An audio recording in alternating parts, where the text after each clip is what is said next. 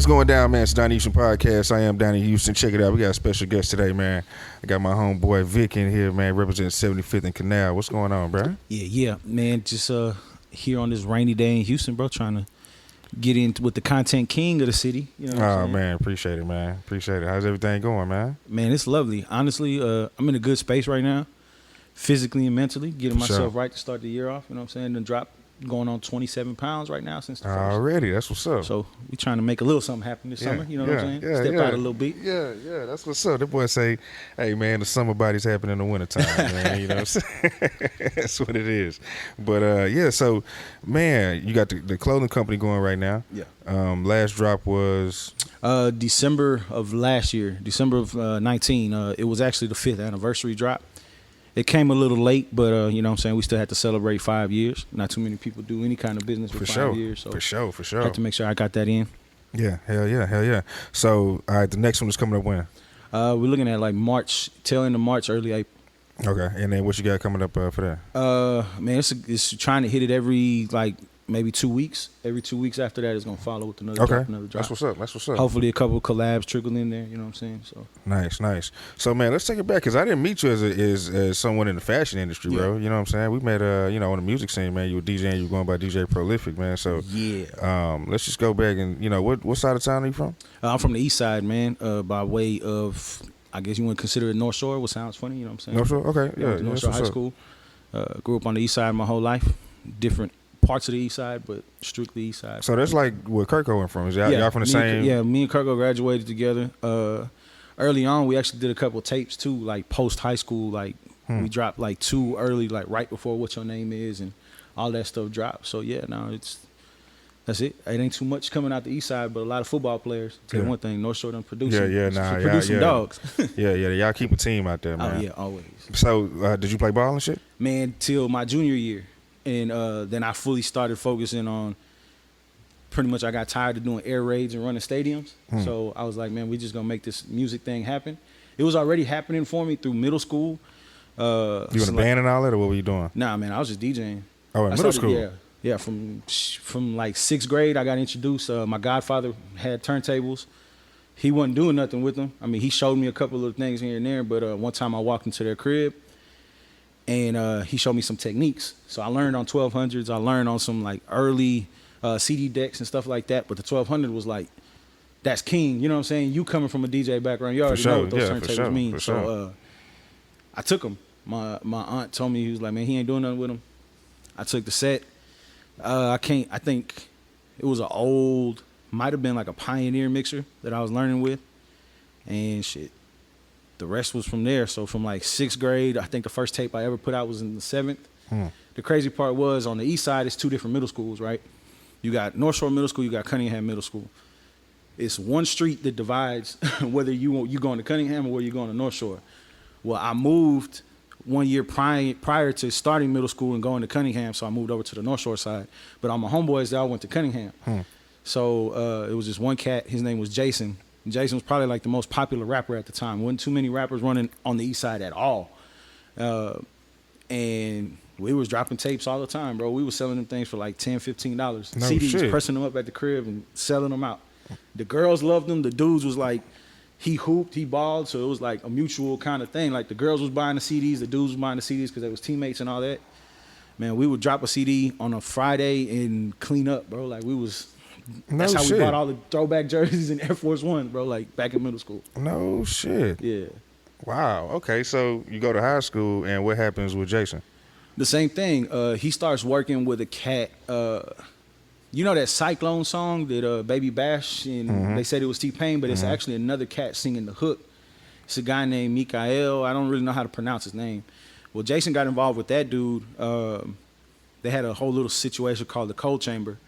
And at the time, there was like a little Hispanic teenage fan, like kind of situation blowing up. I don't know if you remember a chick named Paula Deanda. Man, it was like a bunch of other little things. It was like its own little market, right? It was its own little world outside of Houston. Like it didn't have, like you go down to the valley, you go down to, you know what I'm saying, South Texas, you start seeing all that. That's where that fan base was bigger at. So Jason kind of got involved in that. He didn't sign no deal, but we were still putting out CDs. We were still putting out everything. So it's kind of like aging even now you say CD, you sound old, right? Right. But man, we were still putting out CDs. We were actually dropping merch. We had T-shirts. We had what was those? The Lance Armstrong, the Live Strong bands. But we had our own with the websites that we had on there. No shit. So what was the inspiration for all this back then? Man, we were just trying to make something happen. We were trying to make something happen. Early on, we were on the internet with forums. Like, he had a website called jmindo.com. Like, that was his stuff. Man, he had, I don't know, about 2,500 people on there constantly interacting. And this is not Houston people. This is like people from everywhere. So he had a big fan base going at the time, and then life happens. You know what I'm saying? People kind of get into trouble, things, different stuff happens. He starts moving in a different direction. We're still homeboys and stuff, but musically and everything, that whole situation changed. So then we graduate. I start doing different things. I think one of like the first time outside of any school dealings was with Young Chill up at Keys and Ink. That may have been 2010-ish, something like that. Doing all the Kickback Sundays, stuff like that. So musically, it kind of like jumped from high school when the mixtape died, right? Like, nobody was really selling CDs like that no more. So I was like, dang, that was my income. You know what I mean? Like, I didn't have a job for a little minute. Even early college, like, some of that money that I made from middle school through high school carried over. Like, I learned like how to put money up and stash stuff. And when I tell you, we was selling them little spindles of I think the CDs were like verbatim CDs or whatever they were. The little 100 spindle, yeah. We were running through those things like quick, like by the week. Like, and for us being in middle school, like, that's, that's doing numbers. Shit. When you're selling 15 like, you say $15, $10 a pop. All right. You know what I'm saying? You sell a couple of them spindles in the school year, you done came up. You can only buy so many white on white Air Force Ones at the time. That was like my favorite shoe, still to this day, my favorite shoe. I bought all the jerseys, and then I would buy like the 2 for $50 when they would go on sale at the end of the season, like at Champs and stuff like that. So I would stock up on jerseys, and then the jersey wave died, and everybody was like on the little button ups and shit like that. So all my money just kind of went to that. But like I said, you can only buy so much of that stuff. So I wasn't blowing nothing. So all the way till I was about like, I think I spent my last dollar, like mixtape dollar or whatever, when I was like 20. Damn. So we stashed some bread, bro. We was stashing some bread, buying equipment here and there, DJing little parties. I remember I got booked for like a bunch of like high school graduations after I graduated. So it was like nobody was gonna pay Prolific when I was in high school, but post-graduation, I had teachers reaching back, hey, such and such students trying to do this, this, and that. So that helped me get more money in my pocket. And I mean, musically, the craziest part was my school graduation from North Shore actually put more money in my pocket than the Houston music scene did. Like, that whole little East Side thing gave me more money in my pocket than going over into like the bigger Houston crowds. Like, everybody was more on some, hey, do it for the look, man. Do it for this, do it for that. I mean, you understand how that little situation goes. Especially at the time when Houston, we had that window, like that second wave, that 2010, the younger cats, you know what I'm saying? Like, everybody was in that like early, maybe like late teens, early 20s. Kirko was on that wave. He blew up with another DJ Rhino, another cat from the East Side, real cold on the turntables. They blew up and started doing the tours. But I DJ'd for a lot of cats. I DJ'd a show for Propane at the time. And I think I was a stand-in for you because I don't think you could make the set that night. I forgot where we were at. And I DJ'd for Propane like maybe once or twice. Dante Higgins, Escabel, Marcus Manchild. So all of that little wave. Escabel, Manchild, yeah. That whole little wave at that time period, like, I DJ'd shows for all of them cats like multiple times. You know what I'm saying? Multiple times. We was always trying to make something work. But again, a situation where life happens. You know what I'm saying? Everybody kind of does their own little thing and naturally just kind of separates. And man, just the music thing for me, slowly but surely, like that little light that I had, kind of like just slowly, it was a slow burn, and it eventually just burnt out. And a couple years after that, I was trying to find my creative lane because I still wanted to do something. I was like, man, I already had been making merch from middle school on the way through, so I was like, man, why don't you start a brand? And I ran through so many different names. There was at one point it was called Divine Mischief. It was like a bunch of stuff that just was like made up. Like, it wasn't anything that was that really stuck because it was fictional. You know what I'm saying? So I wanted something that could be authentic. And then I thought of the name 75th Canal, man. From the music to the fashion, it automatically made it. It was like an easier transition for me because I controlled it. You know what I'm saying? I controlled the space. It wasn't no longer relying on an artist or getting booked here and there by such and such promoter, whatever it was. It was strictly on me. So. Yeah. So, okay. So when you started this by yourself? Yeah, 100% fully funded by me. Every last cent of it. Every last cent of it, man. So designs, everything. Who do you? For me, there's a couple of cats that I have worked with design wise. It is a guy by the name of Lavin Wright. He's based out of New York. Really dope cat. He's been able to do stuff with Art Basel and stuff like that out in Miami. He's a tattoo artist out in New York. Really cold with it, man. He helped me bring a couple of my first logos to life. You know what I'm saying? So how'd you link up with him being in New York? It was Instagram, bro. Early Instagram stuff. And see, that's why I asked, because people don't know the power of social media. Like, if you really get on there and you use that shit right. Social media changed the game, man. And it even translating back to middle school, right? When in high school when we was doing the mixtapes, bro, I never forget putting a PayPal buy now link on some of the tapes and allowing people to download them digitally. Like at that time, they would pay, I think it was like $6 that we had them up for. They click that little download, pay it instantly, it would get dropped into their email. It was just like, bro, this is this is before iTunes was popping. This was all of that. We was using MySpace and social media to really just kind of crack them things. When we would go, when you had a music account, right, on MySpace, like you had the little player, like your songs or whatever they were. Then we found out where we can grab that code, that little HTML code, and copy and paste that same player anywhere. So we would go on people's pages and just like comment this player. So it would be racking up plays. And we was just making bread off of that, bro. Like, that's what I said. There was money being made at that time, you know what I'm saying, that helped me translate over to the brand, you know what I'm saying, to get that started. You don't need much to get started in it, but you need a little something. You need a little something to get that first little inventory, you know what I'm saying, rolling. So what was your first release? My first release was a collab that actually came from doing the music prior. It was with 100, you know what I'm saying? Okay. We took a piece of his artwork from a project that he had. I believe it was like the Living Legends project.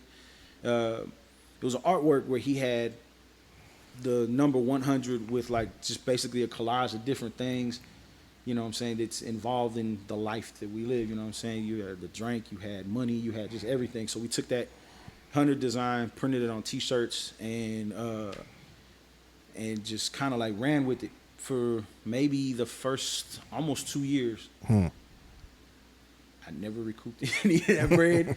It wasn't anything on 100's part. It was more of the route that I took to getting that manufactured, man. It was like them early bumps and bruises of learning this business. It was much different than everything else, trying to figure out the manufacturing, and really the people that I was working with, they got over on me, man. Like, I think when it boiled down to it, I was paying maybe $25, $27 a t-shirt. Damn.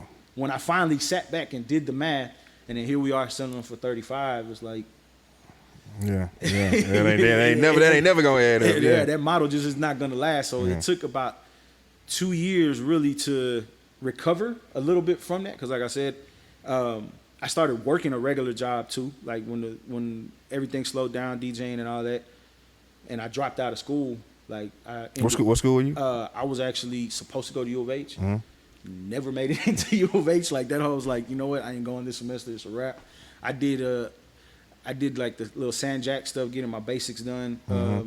Even spent like I think a little bit under a year at the Art Institute of Houston. And then when time to go to U of H, when I was like, you know what, I'm gonna take this business degree, do all of this. I already had so many prerequisites and everything done from high school classes, you know, taking college courses and stuff like that there, that I was like, okay, well, I can hopefully 2 more semesters and then I'll be able to apply to get into Bauer, the business school for U of H. I was like, nah, man, I made the decision. I was like, I'm not going back to school. I was tired of it. Didn't want anything to do with it. I was making money doing this. I was following a passion that I had. And I was like, I'm going to make this brand thing work. I'm going to work here at this business for as long as I can. Fortunately enough, I was getting paid pretty well to do what I was doing. I was managing the entire warehouse and then different divisions within the company. I was handling the packing division and the actual overseeing the trucking. So it was like a lot. Me being a manager at 21 years old, 21 years old, running the whole thing. So I was good. I was in a good situation that kind of helped me fund these things. And but like I said, like early on with the brand, that shirt, you getting charged $27 per T-shirt. It's hard to make any money off of that. So 2 years went by. We was trying to figure it out.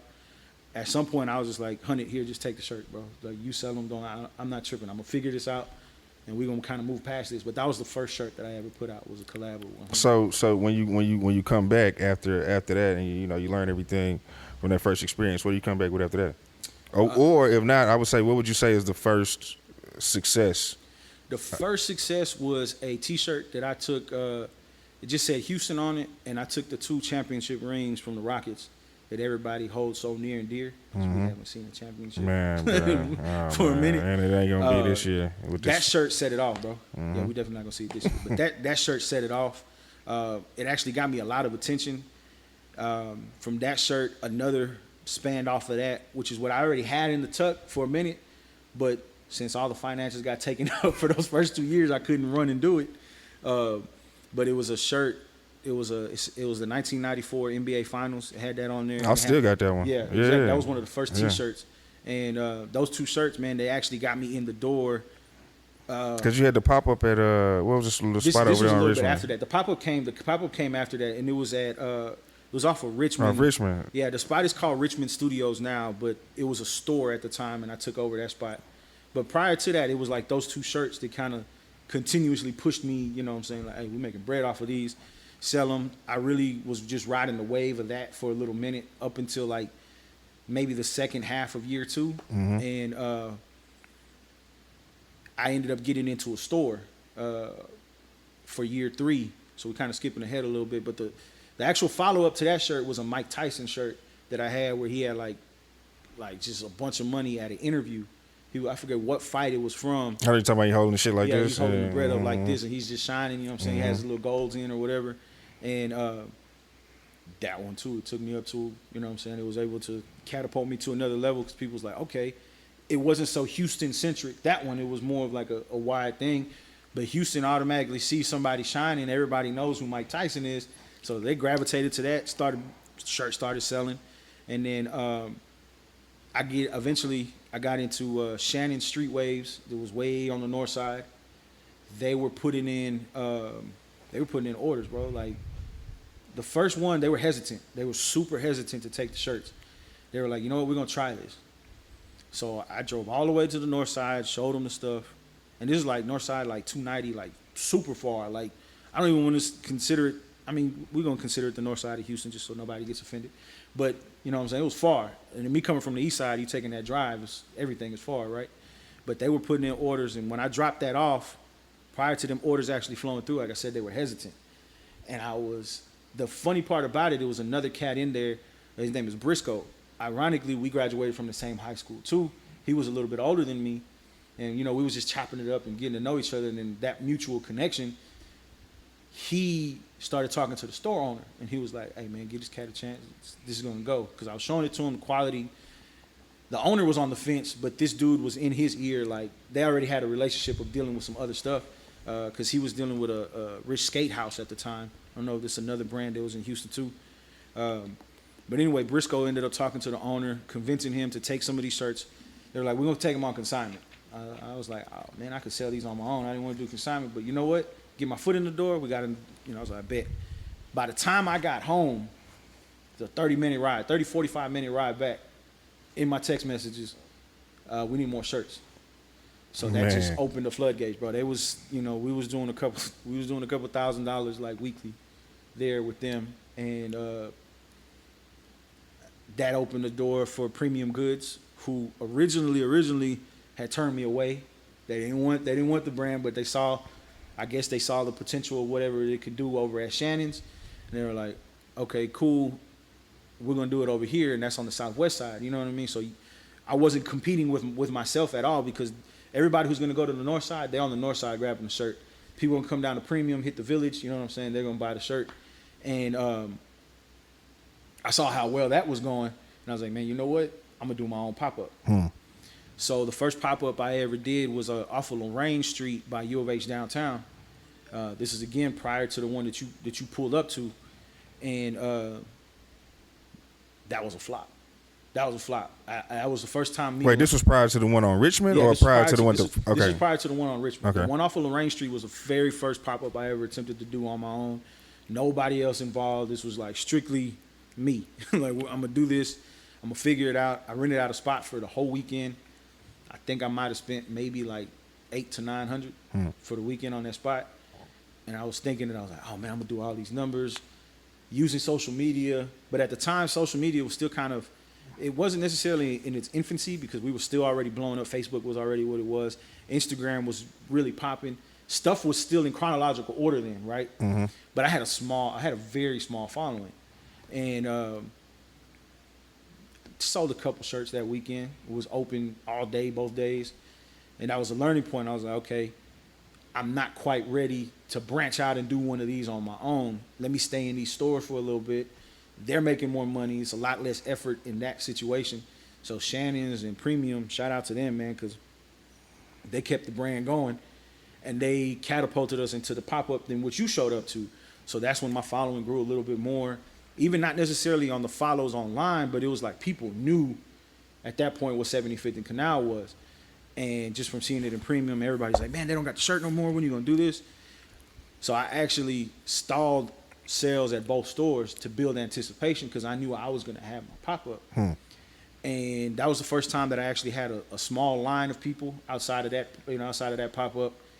And this is year 3? Yeah, this is year 3. Yeah. This is year 3. And people flocked to it. That was the shirt that sold out. I made a whole other one that was like brand related. It had my mascot on there, which is a German Shepherd. Just like real 75th and Canal t-shirts, you know what I'm saying? It said 75th and Canal. Those didn't sell. But the Rockets ones, the same joints that I knew that was going to like move, it was like, okay, people came through, they copped them. Those shirts sold out that day. I had a couple left over, put them back in Premium. Then Premium put in another order and another order. So that carried over all the way until year 4.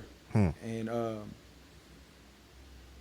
it was the transition of year 3 to year 4 was like there was actually a long process. It was a long situation, mostly because there was like a lot of setbacks that happened. Again, life happens, right? You talk about the music and life happens. It was another attempt at me getting my health right, and mostly because it was a situation that was near and dear to me, was my grandmother passing away.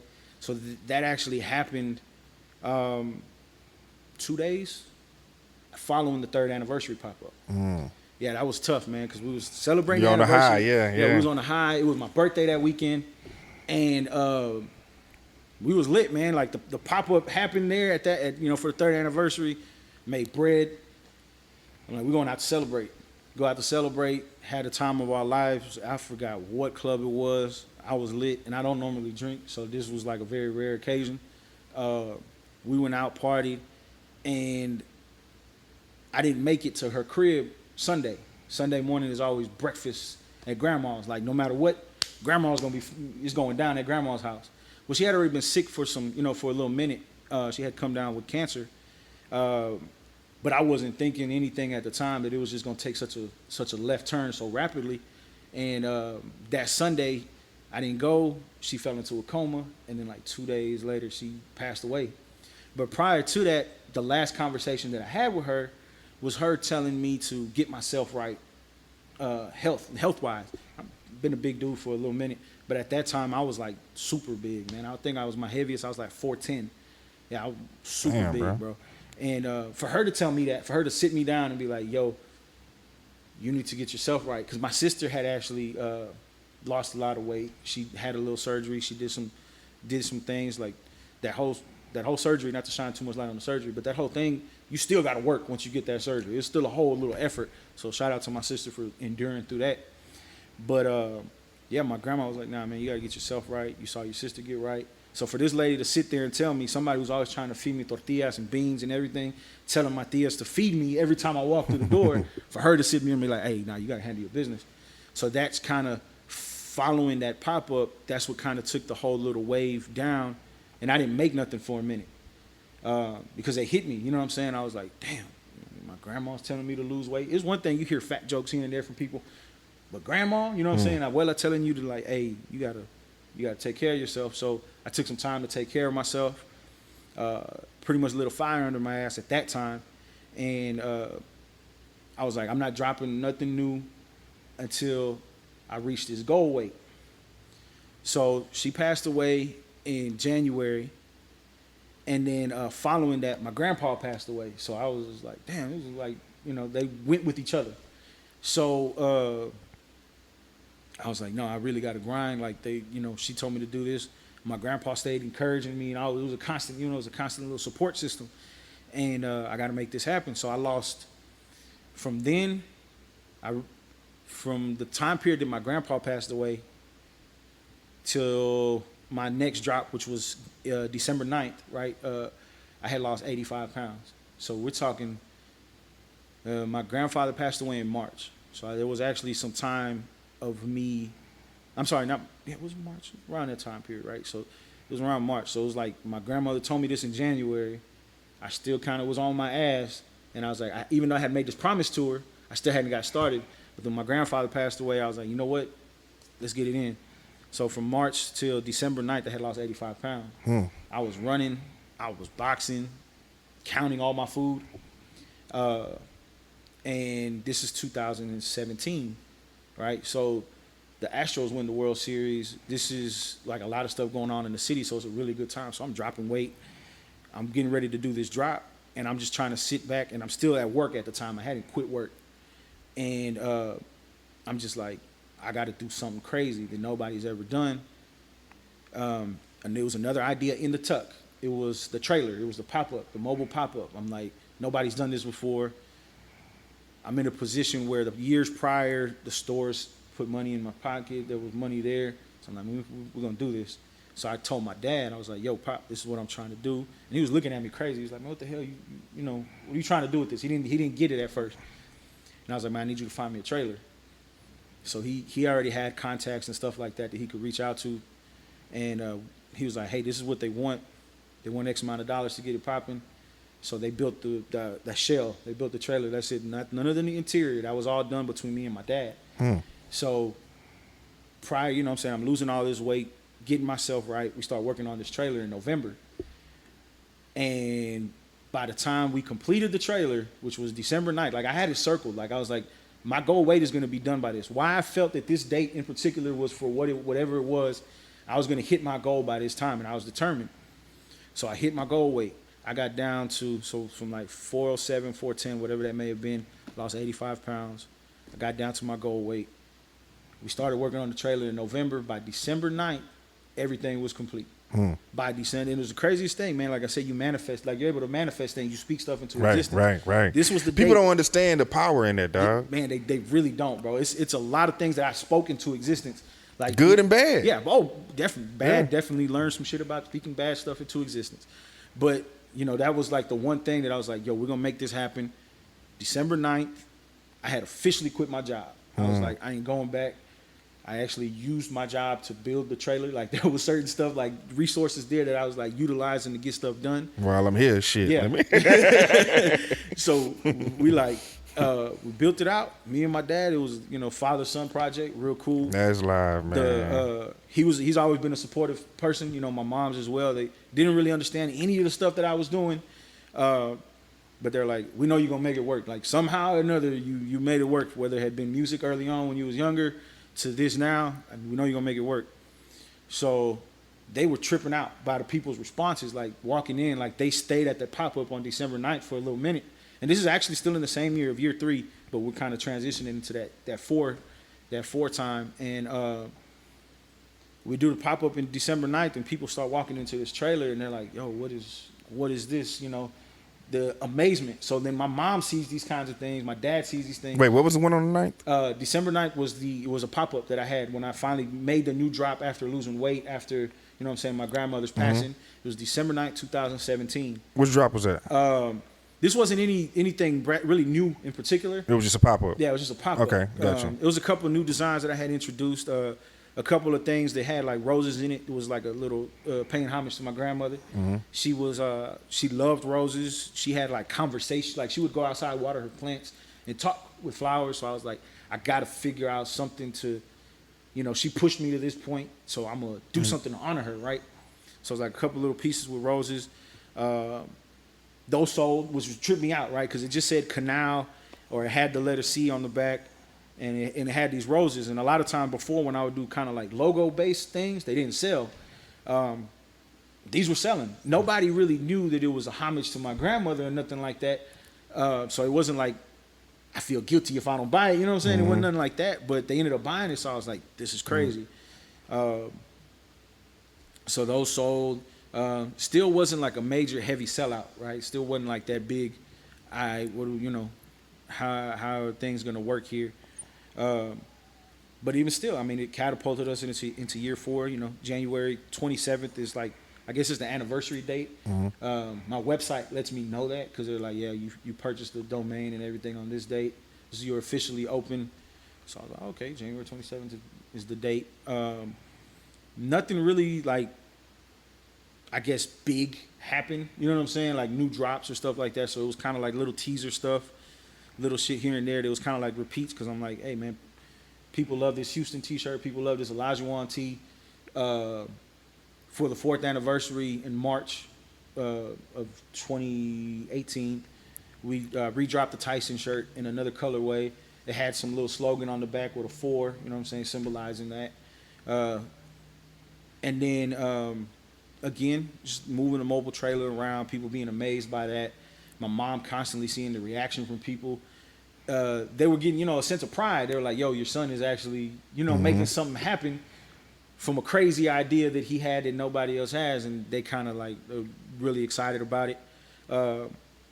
And just, them being a major influence behind the brand, because I don't think we really touched on it yet. And I know I've done a lot of talking, but 75th Canal is it's an intersection on the east side in Magnolia Park. And it's basically like the hub for me, you know what I'm saying? Growing up, there's this little refresqueria, which is like a snow cone spot on 75th and Canal. It was like I constantly went to that as a kid and everything growing up. Like this was like the center of my world. Like you ever heard, what was it, the movie ATL where T.I. is like talking about Cascade is like the center of their universe. Well, for me, this was the center of my universe. This was my world. It was the same streets that my pops walked on to go to the mechanic shop that my grandfather worked at when he first moved here from Mexico. And so it's like a lot of historical stuff from my family just being based around there. My parents made us next door neighbors. So 75th Canal is like definitely a meaningful situation. The shit run deep, yeah. It runs super deep, man. Yeah. So it's like, it's basically taking who I am as a person and reflecting the stories through the pieces that I put out, right? Like I could tell you a story based on like every little thing and why it's significant and why the brand name is on it. But fast forward and past that, it's like the family really started seeing it. They're like, yo, this is wild. People are gravitating to it. For one of the first times, I think in my life, my pops was like, yo, I'm really proud of you. That shit hit me. I was like, oh, we on now. Like, cause he would always question, like, man, you got these wild ass ideas. What are you doing? He's like, man, I'm really proud of you. And it's not to say that he was like an asshole growing up or nothing, but it was to get one of those from my old man. You knew he was for real. Yeah, I knew he was for real because he didn't just congratulate you, tap you on the ass to like, hey, he wasn't one of those people. He wasn't a participation. Participation, yeah, that's what I'm saying. You ain't gonna get a participation ribbon, yeah. Not in my house for nothing at all. He tried to like, I was taller than him, so he couldn't like dunk on me or move nothing like that at all because it got to the point where I was way bigger than him. But nah, he would compete. He would, it was funny. Like, he would compete on little things. It was like the dumbest little stuff. I got a system in the truck. He went and got some louder, bigger speakers. Like, it was just, it was a constant competition with my dad. So for him to finally say, like, yo, you're doing something, it made me feel good. Another little boost, taking us into year 4. And year 4, the biggest drop that I had came towards the end, collab with me and Georgie. We did a Bear from the South. Because nothing really major had actually dropped in year 4 for me. So it was just like, a lot of the same older stuff, whatever it may be.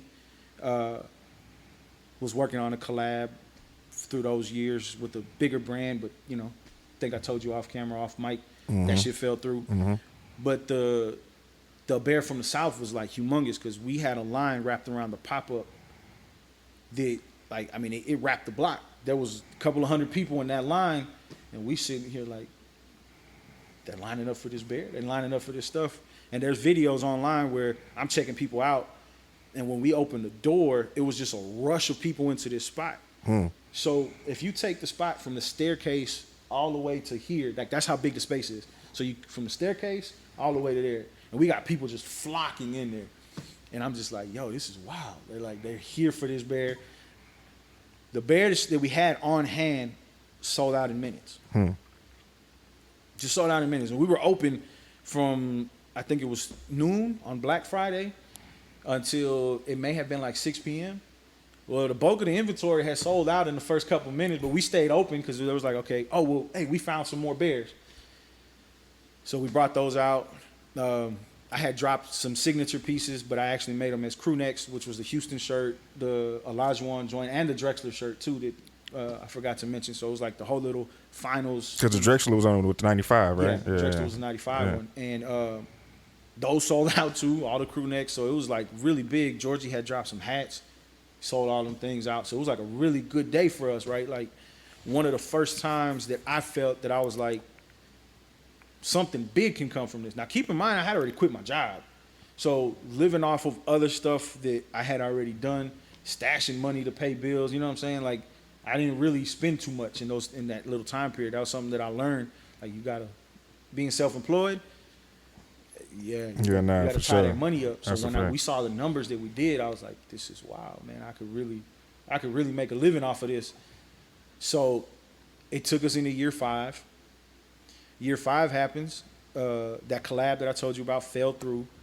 It kind of put me in a funk. Once again, life rears its head around and you trying to like figure stuff out. So year 5 happens and there's no drops until like March, which is our follow-up bear to the bear from the South. We call it a bear from Harlem. We did, it was just like paying homage to Cameron, like, right? It's like a historical thing. In our childhood, growing up, Cameron wearing the pink. That is iconic. Yeah, it's like probably the most iconic copied photos, like everywhere you see it. Like people have done it for costumes, stuff like that. And we're sitting back and we're just like put a lot of planning into it. The planning started actually at the same time that we did the first bear. So we're like, we still had no clue what this first bear was going to do, right? Like we don't know if it's going to sell out, but we already knew back door, this is the next one. So there was a lot of stuff went into that. That was actually the first cut and sew thing that I got into. We had to get the hoodies made, headbands. There was measuring that went on. There was a lot of stuff went into that process. And I mean, in all honesty, if we base it off of releases that Georgie has done and releases that I've done now, it's a flop, right? Mm-hmm. It didn't have its impact that we kind of wanted it to. And so it was still trying to kind of like rebound from all that, trying to figure out what I'm going to do next. No drops prior to that until March. From that, it was almost like a situation with the very first T-shirt where we spent so much bread going into this and the return wasn't as great. So now you done tied up your budget because you still got to live. You still got to pay bills. You can't just go throw everything into the, you know what I'm saying? Not me at least. Like I wasn't going to do that. I wasn't going to put the pressure on myself when it didn't need to be. You know what I'm saying? Right. So I finally sat back, went through so many different samples. I had people running through like just stuff getting mailed to the office. Like Georgie and Les was like, I was driving them nuts. I was like, man, what do y'all think of this? What do y'all think? Like I was questioning myself because when that flop happened, I was like, damn, you thought you was on to something. Yeah, now you like, man, let me just. I had to push the brakes, and I was like, damn. And then I started questioning everything, and nothing happened until July 1st. When I dropped those steel holding shorts. Mm-hmm. The crazy part about it is those were in the tuck for a minute too. Like a lot of my successful like drops, they was like in the hole. It was the steel holding with the screw and all that too? Yeah, that was the one of the first caricature tees that I dropped. It was screw in an Astros uniform. Yeah, I got that one. Yeah, and I didn't really press up too many of those because I kind of wanted that to be a limited situation, and for the family to be involved on a bigger scale with that. But the shorts transitioned it changed up everything. I dropped different colorways to end out the year. Man, I guess I gotta say it to kind of just give it a visual. I made more bread from July 1st off of those shorts till the early November, from July to November, I made more bread in that time period than I did the other 4 years past. No shit. Yeah.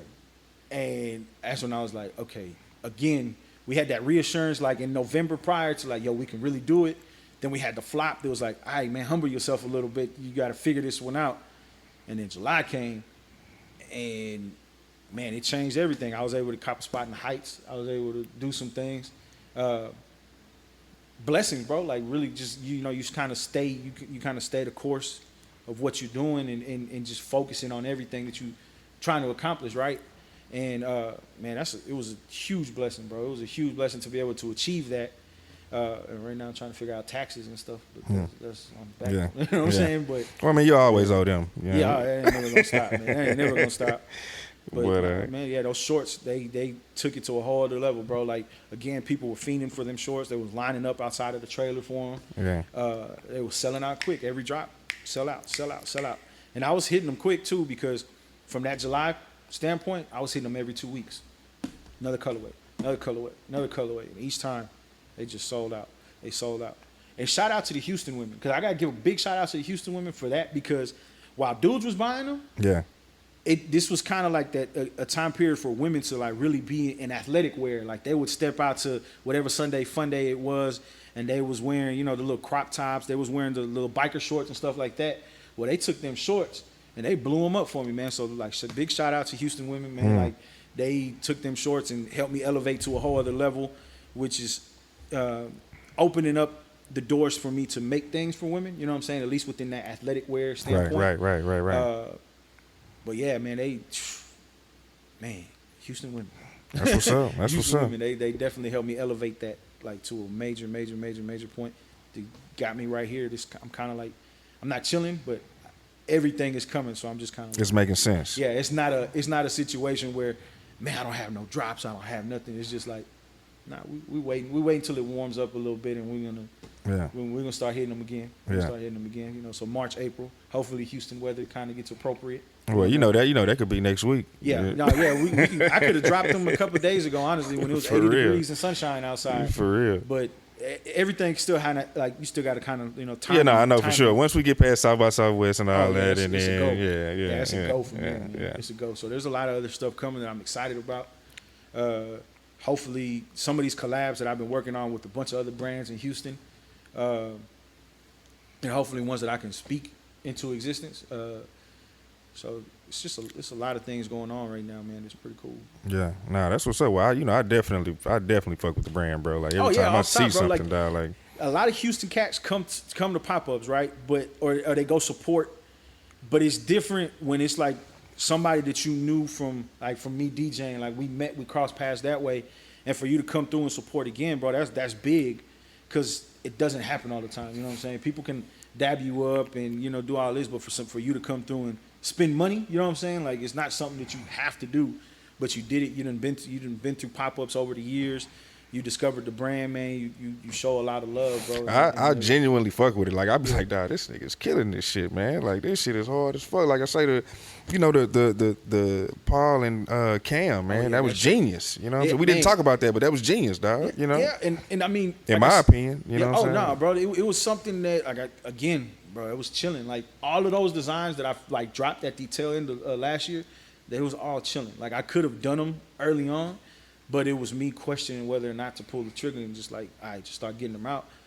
Georgie and Les had to like sit me down. It was like, all right, Vic, look, man, we gotta, like, I never forget the conversation, bro. They was like, yo, this is not an attack on you, but we got shit going on too, dog. Like, we can't be overseeing all your shit or trying to approve everything. They was like, look, man, what you got is fire. Put it out. Just put it out. See, the worst thing that can happen is they don't like it. Oh well, big deal. Go to the next thing. And it was them like shaking me back to reality, like stop being afraid and do it, bro. It was like, all right, yeah, let's go. And that Cam and Paul came out.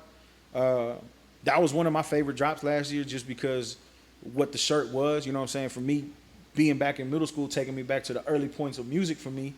Get your mind correct, bro. Like that was. Bro, we used to be in the locker room, bro, there was Get Your Mind Correct came out. In Love With My Money was the big song, bro. We used to be rapping that back and forth, like in the locker room, just going crazy for that song, turning stuff up. Like that was an era for me. You know what I'm saying? Like that was when I first started getting money off of selling CDs, doing my own mixes and stuff like that. And so that was a big thing for me to put out. Now, I didn't really get permission to do it, but you know what I'm saying? Like, shoot first, ask questions, ask for forgiveness later. Obviously, shout out to Paul and Cam just for being legends in the city, you know what I'm saying? Having built up what they built up. And then it's basically me following suit with 75th and Canal, trying to build up my own legacy and do something that people can be proud of too. You know what I'm saying? Like, oh, that dude is from Houston, he's doing his thing. It's just something that I kind of always wanted to establish myself doing, whether it had been DJing before or with the brand now, just trying to make the city proud. You know Right. Well, that's what's up, man. Well, look, I'm definitely looking forward to what's next, dog. You know what I'm saying? I appreciate you coming through. You want to get your social media before we get up out of here? Man, at 75th and Canal Code, 75th, the letter N, Canal, CANALCO, on all social media. Same thing for the website, 75thcanalco.com. That's what's up, man. Y'all check out the brand, man. It's really dope. You know what I mean? I'm not just saying this because you're here. Like, I really buy this shit. I really fuck with it. You know what I'm saying? Yeah, so appreciate that, bro. Check him out, man. Again, I appreciate you coming through, man. Oh, yeah, no, I love the spot, bro. This is probably one of the best little, like, establishments. And I don't even want to say little to make it seem like it's a little situation. These guys got a 2-story establishment, man, where they can handle a lot of stuff. Donnie with his production, you know what I'm saying? Paraphernalia, clothing, stuff like that. Graphics getting housed here, man. So it's a lovely thing to see people doing stuff like this. Already, man. Appreciate it, man. Well, hey, it's the Donnie Houston Podcast, man. We out. Already.